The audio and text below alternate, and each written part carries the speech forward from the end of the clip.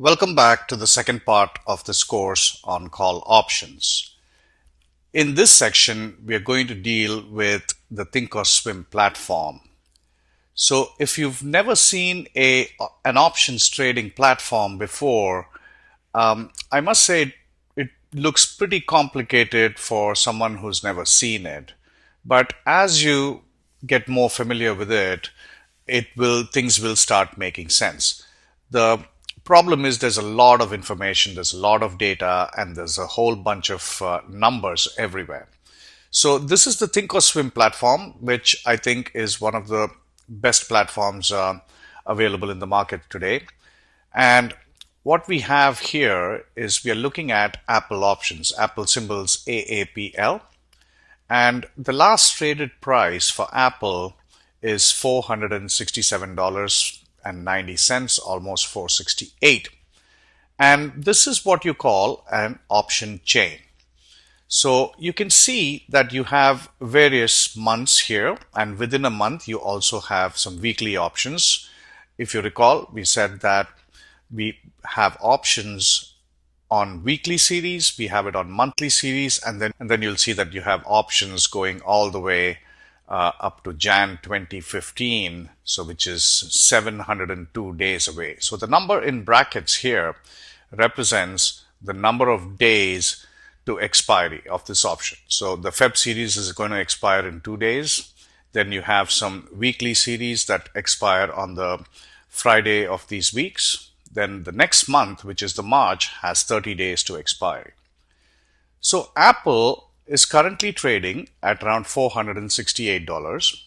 And if you wanted to look at a call option, let's say you had a view that over the next 30 days, you think Apple's going to go up. So what you would do is you would come to the March series, which has 30 days to expiry. And I'm going to explain, in this lecture, I'm going to explain how you read the screens and what exactly we are looking at over here, because these screens can get very confusing. So I'm going to show you a few different things on the screen right now. The first thing you'll see is you have calls on the left-hand side of the screen, and you have puts on the right-hand side of the screen. In the middle, you have the expiry series. We know we are in the March expiry series. And you also have strike prices. So the strike prices is common to both calls as well as puts. So right now, since Apple's trading around $468, the 465 or the 470 strike prices would be considered at the money, because Apple's actually sitting right in between those two strike prices. So what we're going to do here is we looked at the three different examples for the house. We looked at an at the money option, we looked at an in the money option, and an out of the money option.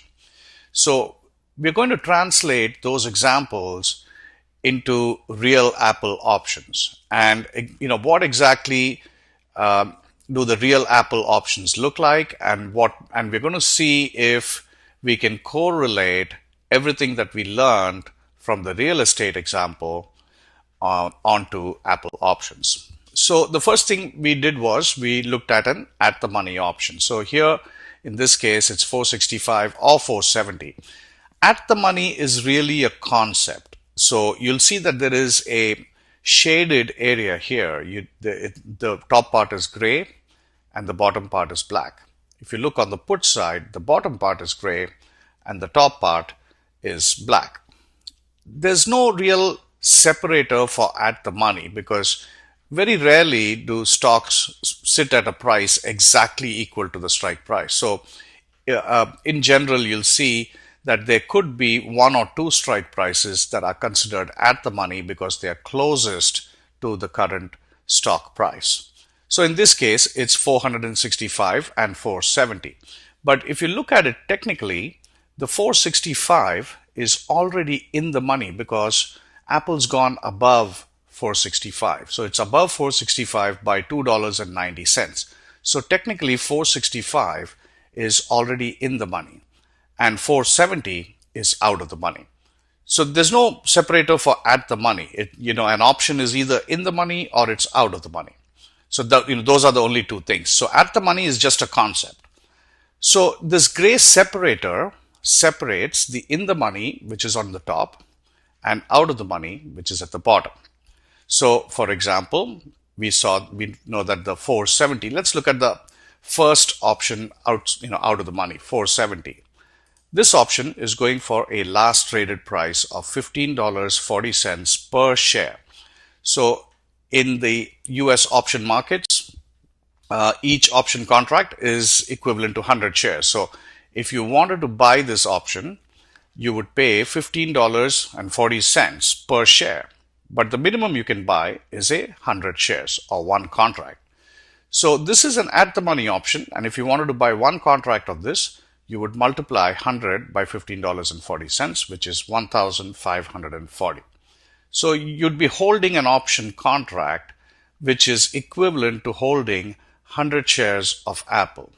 So immediately what you should be thinking is, if you were to buy 100 shares of Apple at $467, that's going to cost you $46,000. Whereas if you bought an at the money option at the same strike price or at the similar price, you would pay $1,540. So you can see immediately the capital efficiency of options. And you're going to see that all the time. And that's where the leverage comes from. Whether you look at it on the upside or the downside, there is leverage built into this instrument. And this is where it comes from, because the cost of these options are much lower when you compare it to the cost of the stock. This is what you would call an at the money option. You can see that the net change is, the market's not started this morning, so you can see the net change is 0. And this is, of course, the bid and the ask price, which is your standard negotiation that happens whenever you buy a stock or an option. So that's our first example, where we looked at the $1 million at the money option for the house. We said we would pay $25,000 for it. And you can see here we have a 470 strike price. We have a premium of $15.40 for that. And you can see what a small percentage you pay to get into that option contract. Now, the second example we looked at was an out of the money option. And that was at $1.1 million. And we said that the premium for that option has to be less than the at the money option, and that it was $10,000. So let's take a look at that. So that's like saying, if we had an out of the money option, say at the 510 strike price.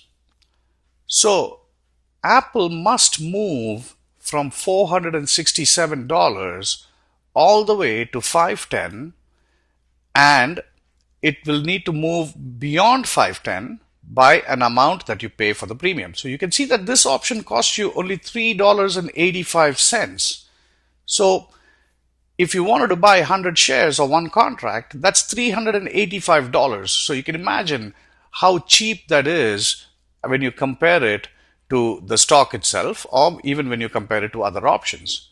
But what's the problem with this? The problem with this is you have to look at what is the probability of this option being successful, because the only way this option is going to be successful within the next 30 days, and all of this has to happen in the next 30 days, Apple must move from 468 all the way up to 510 and then another $3.85. So really, by the day of expiry, Apple should be at a minimum of about 515 or 520 for this option to be profitable. But let's say it does move to 520 or 525.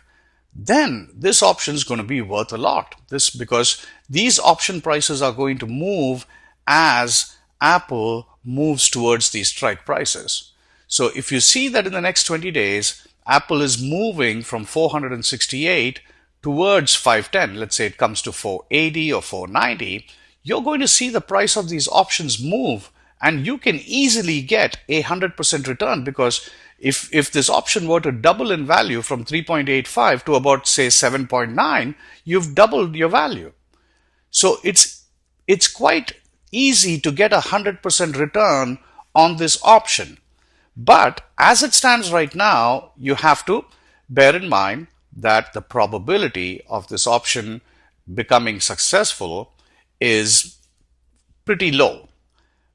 The good thing about the financial markets is you don't have to wait till the day of expiry for you to realize the profit on this option.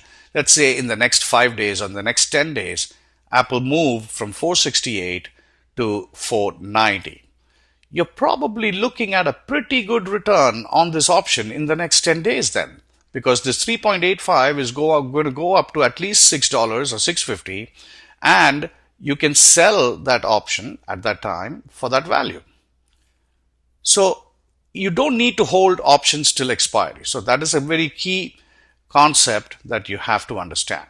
If the stock moves in your direction, your option price is going to increase in value, and therefore you can sell it at whatever the current value is. So that's as far as the 5-10 option is concerned. We also looked at a third example, which was an in-the-money option. So now this is where you have to think about the $800,000 option. We said that the buyer wanted an option at the $800,000 strike price. So that's like saying on the Apple options that as a buyer of options, you want an option at the 425 strike level. So why would the seller give you the right to buy Apple at 425 if its current price was 468? Well, it's very simple. He's going to add the intrinsic value to the value of this option. So the current price is 468, the strike price is 425. We saw that the intrinsic value is going to be the difference between these two.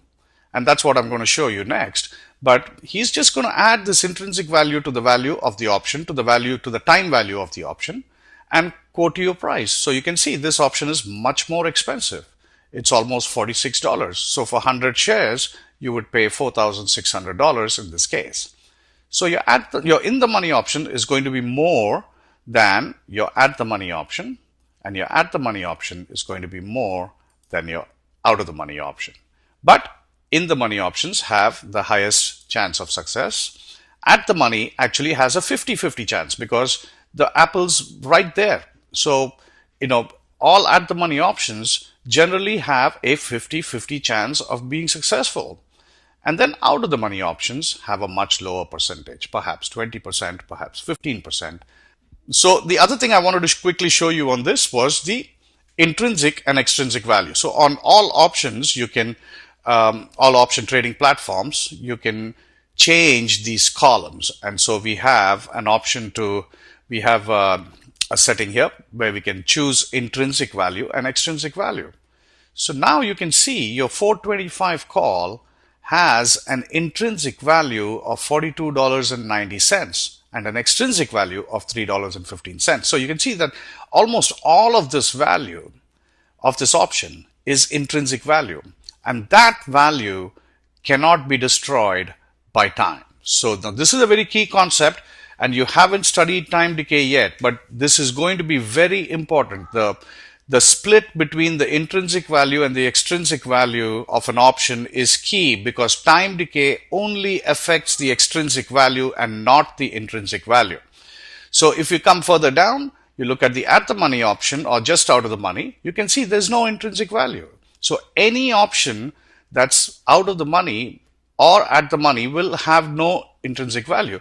Technically, the 465 is in the money by $2.90, and that's exactly what the intrinsic value will also show you. And of course, after that, you can go however far, all out of the money options will have zero intrinsic value. So that's as far as this lecture is concerned. We're going to show a little bit more about these options. These are the options that we are going to consider in the following lectures. Thank you.